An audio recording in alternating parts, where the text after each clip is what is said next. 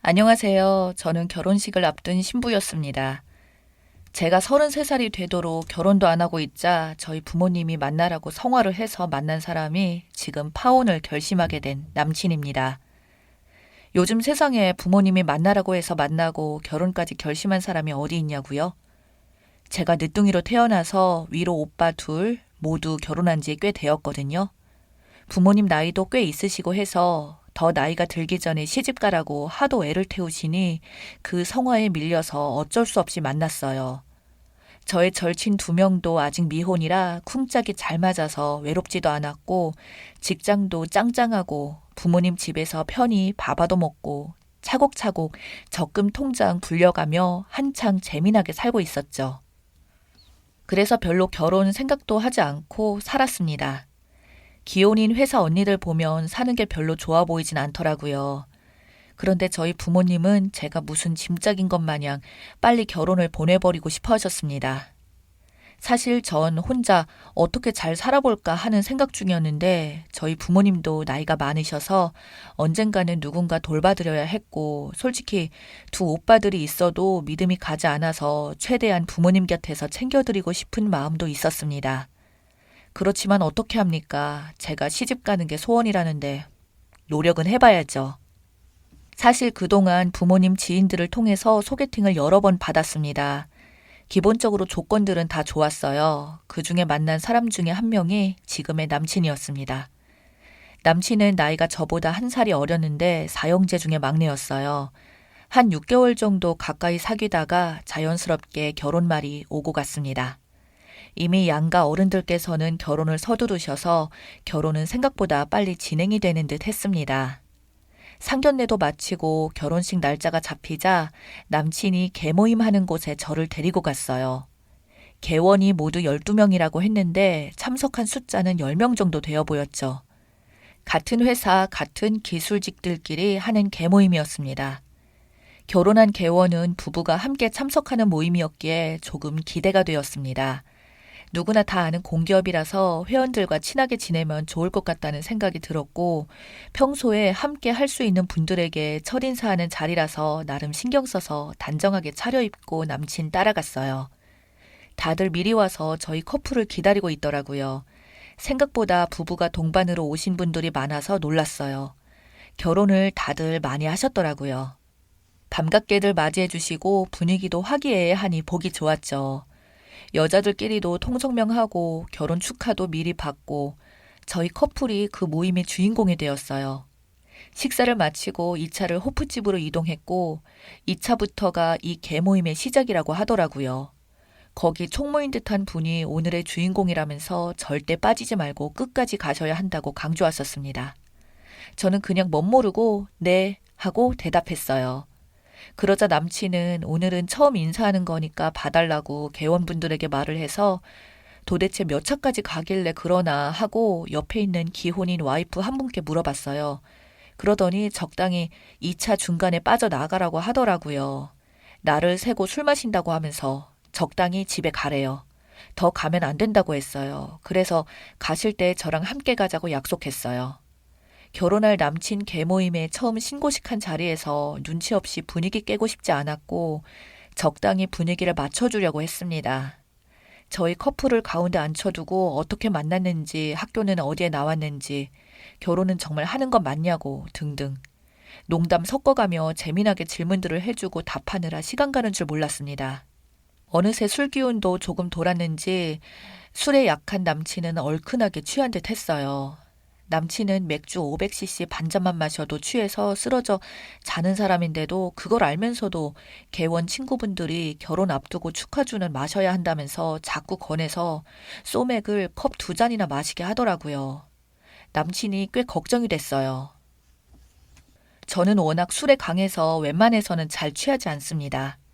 그쯤 되자 돌아보니 함께 분위기 봐서 빠져나가자던 개원 와이프는 어느새 이미 가고 없었고 대충 남자들끼리 술 마시려고 하는 분위기 같았습니다.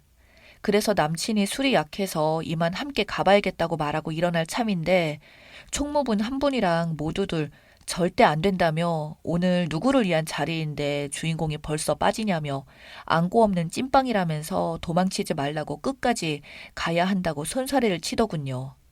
남친은 이미 술에 취한 것 같아서 놔두고 혼자 일어나기가 참 애매했습니다. 에라 모르겠다 하고 일단 갈 때까지 가보자는 심산으로 있다가 적당한 때를 봐서 남친을 데리고 가야겠다는 생각만 들었어요. 그래서 계속해서 부어라 마셔라 하는 분위기 속에서도 마시는 척 하면서도 얼른 술을 다른 잔에 버려가며 버텼습니다.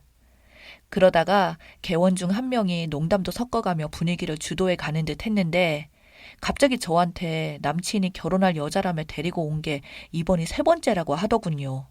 그러면서 첫 번째와 두 번째 분은 나이도 어리고 정말 예뻤는데 왜 세 번째 여성분은 아니냐며 남친에게 그동안 솔로로 오랫동안 있더니 여자 보는 눈이 떨어져 있는 것 아니냐고 웃으면서 말했습니다. 저는 그 말을 듣는 순간 놀랐어요. 개모임에 처음 인사를 하러 온 결혼한 친구 약혼녀한테 할 소리가 아니지 않나요? 아무리 술이 거하게 취했어도 그렇지 조금 불쾌하더군요. 그러면서 남친의 연애사를 물어보지도 않았는데 리얼하게 늘어놓는데 거기에 있는 개원들이 하하 웃으면서 맞장구 쳐주면서 제가 남친 만나기 전에 몇 번 만났냐 등 아주 디테일하게 절 취재하듯이 질문을 해대는 거였어요. 술이 얼큰하게 들어가면 다들 망나니가 되는구나 하고 생각했습니다. 더 이상 있어서는 좋은 꼴 못 보겠다 싶어서 남친에게 가자고 정신 차리라고 했습니다. 그랬더니 그 모습을 보고서 동물원의 원숭이 보듯이 저것 봐 하면서 토라져서 간다고 하면서 자기네들끼리 테이블을 치면서 박장대소 하는 겁니다. 그때부터 제 신경이 날카로워지더군요. 아무리 술에 취했어도 처음 본 사람한테 이렇게 무례하게 하다니요. 기분이 팍 상했지만 일단 꾹 참고 여기에서 벗어나야겠다고 생각했습니다. 그래도 남친 회사 동료 친구들인데 참자고 생각했죠. 처음에 그렇게 했어도 재미나게 웃자고 한 얘기인데 하고는 어느 정도 받아들이자 했었는데 점점 그 정도가 심해지더라고요. 그래서 술 취한 사람들끼리 알아서 놀라고 하고 지금 일어날 때라고 생각하고 가려고 들어봤더니 이미 다른 와이프들은 가고 없었습니다. 남친이 술에 취해서 가수면 상태인데 두고 갈 수가 없어서 제가 부축하다시피 하고 일으켜 세우니까 그걸 도와주지는 않고서 계속 웃으면서 천하장사라면서 남친이 결혼하게 되면 맥도 못 추리겠다고 큰일이라고 넘어가면서 자기네들끼리 신이 나서 더 큰 소리로 저 들리게 떠들더라고요.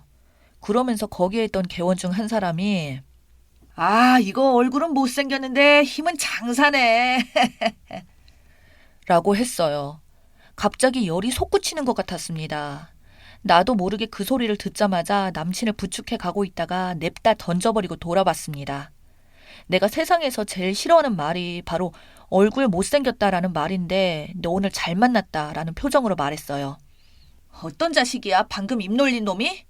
했더니 순간 멈칫하더니 난데요? 왜요? 하면서 재밌다는 듯이 손 들면서 일어나더라고요. 저는 테이블에 있는 물컵과 먹다 남은 맥주잔을 들고 냅다 부어버렸습니다. 이게 어디다 대고 입을 돌려? 야, 술 좀 깨!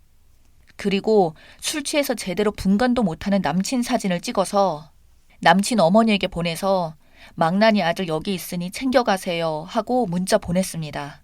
예상 밖의 상황이 일어나자 아닌데? 농담으로 한 건데 그거 너무한 거 아니에요? 라며 자기네들끼리 툴툴거리더라고요. 그래서 호프집 사장한테 500cc 여러 잔과 얼음을 왕창 갖다 달라고 했습니다. 열불나서 한 잔 해야겠다고요. 그리고는 이것도 기념인데 사진 한번 박자고 남친 포함해서 몇 분에게 술 취한 모습을 마구 찍어댔습니다. 갑자기 돌변한 제 태도에 어리벙벙한 상태로 쳐다보더라고요. 술 깨라고 얼음 섞은 맥주잔 3개를 다 부어 제꼈습니다. 그리고 못생겨서 죄송합니다. 이제 마음에 드냐? 그래, 생긴 대로 해주니까 좋냐? 니네들 각오해라. 내일까지 내 기분 안 풀어지면 너네 회사 게시판 폭발시킬 테니까 각오해. 하고 나와버렸습니다. 그렇게 하고 나와도 조금도 변하지 않았어요. 전 늦은 시각까지 주무시지 않으셨는지 제가 보낸 메시지를 받으신 남친 어머니가 전화를 여러 통을 하셨지만 받지 않았습니다. 그 다음날 토요일 아침에 일어나서 어제 있었던 일을 되짚어봤지만 전혀 화가 풀리지 않았습니다. 어떻게 처음 인사하러 온 동료 친구의 약혼녀에게 그렇게 무례하게 할 수 있는지, 그 회사의 문화 자체가 수준 낮은 건지 아니면 남친이 나와 결혼하기 싫어서 일부러 쇼를 한 건지 의문이 들더군요. 토요일 하루가 다 지나가는데 누구 하나 저한테 사과 문자 한 통 오지 않았습니다. 그래서 남친에게 전화했어요. 대리를 불러서 왔는지 남친 어머니가 데리고 왔는지 알 수 없었지만 그때까지 퍼 자고 있더라고요. 어제 일은 하나도 생각 안 난다면서. 아마도 친구들이 농담 삼아 그랬겠지. 네가 참 심했더라. 못생겼다면 어때서? 네가 스스로 못생겼다고 생각하지 않으면 되지. 무슨 자격지심에 난리까지 피웠냐? 그래, 너도 알고 보면 그 나물의 그 밥인 똑같은 놈이네. 망나니 같은 네 친구들 보니까 앞날이 훤하다. 너도 결국 같은 놈이었어. 지금이라도 내가 알게 되어서 다행이네. 이래서 결혼은 서두르는 게 아닌 거야. 내 인생 망할 뻔했어. 그래, 잘 처먹고 잘 살아라. 난 앞으로 너 볼 일 없다. 하고 끊어버렸습니다. 미안하다고 연락도 오지 않더군요. 인성이 빠았으니 회사 동료 친구란 것들도 막대 먹은 거라고 생각했습니다. 그리고 부모님께는 여차저차해서 파혼한다고 했어요. 다시는 결혼 말 꺼내지 말라고 했고요. 그 다음 날에도 아무도 사과 전화를 하는 사람이 없더군요. 그리고 그 다음 날 월요일 오전에 제가 말한 대로 남친 회사 지정 홈페이지를 폭발시켰습니다. 이런 똥 같은 사원들을 둔 똥 같은 회사가 이런 기업 문화가 부끄럽지도 않느냐. 눈이 있고 귀가 있다면 각성해라. 술 많이 먹은 걸로 시작해서 여자 외모 비하 발언을 서슴지 않는 똥 같은 회사의 기업 문화의 실태를 고발한다. 술 취해서 해롱해롱한 상태의 남친과 망나니 친구들 사진을 글과 함께 올렸습니다. 한참이 지나니 제 전화에 불이 났는데 절대 받지 않았죠. 저희 엄마한테도 전화 받지 말라고 했고 당분간 모른 척하라고 했습니다. 저녁에 집에 남친이랑 개모임 친구들이 함께 오더군요. 미안하다고 자기들이 실수했다고요. 당신들이 술김에 실수한 걸 가지고 홈페이지에 글을 올렸다고 뒤돌아서 욕할 사람들이네. 어디다 술 먹은 핑계를 대시는 거죠? 지점장 오시라고 하세요. 당신들 혼낼 수 있는 사람 모시고 오라고요. 하고 돌아가라고 했습니다. 그랬더니 잘못했다고 자기가 그렇게까지 마음이 상했는 걸 알아채지 못했다며 용서해달라고 하더군요. 내 입만 아프니 너네 최고 책임자가 와서 사원 교육 잘 시키겠다는 말을 직접 들어야겠다고 했습니다. 세상에 정말 우습게도 지점장은 끝까지 와서 사과하지 않더군요. 보수적인 갑갑한 기업에서 지점장이 직접 와서 사과할 리는 없죠. 그 일로 오히려 저는 진상짓하는 남친의 약혼녀로 남친의 회사에 알려진 모양입니다. 썩어 빠진 회사의 기업 문화가 윗물이 잘못되니 아랫물도 따라 썩는 것 아니겠어요? 기껏 부장인지 누군지 그냥 형식적으로 찾아왔더라고요. 말하지 않아도 불쾌했습니다. 못생겨서 못생겼다고 한 걸 가지고 게시판을 불나게 했다고 얼마나 욕을 했는지 뻔했습니다. 남친은 얼마나 회사에서 상사들에게 여친 하나 제대로 못 잡아서 이런 불상사를 만드냐고 혼쭐 났겠죠. 이 정도면 됐다 싶어서 못 이기는 척 게시판에 글을 내렸습니다. 안 됐다 남친아. 그러게 말을 잘했어야지. 자격지심이니 피해의식이니. 앞으로 네 입맛에 맞는 여친 만나면 말 이쁘게 해라. 라고 말해주었습니다. 여기까지가 결혼할 뻔한 남친과의 파혼한 스토리입니다. 읽어주셔서 감사합니다.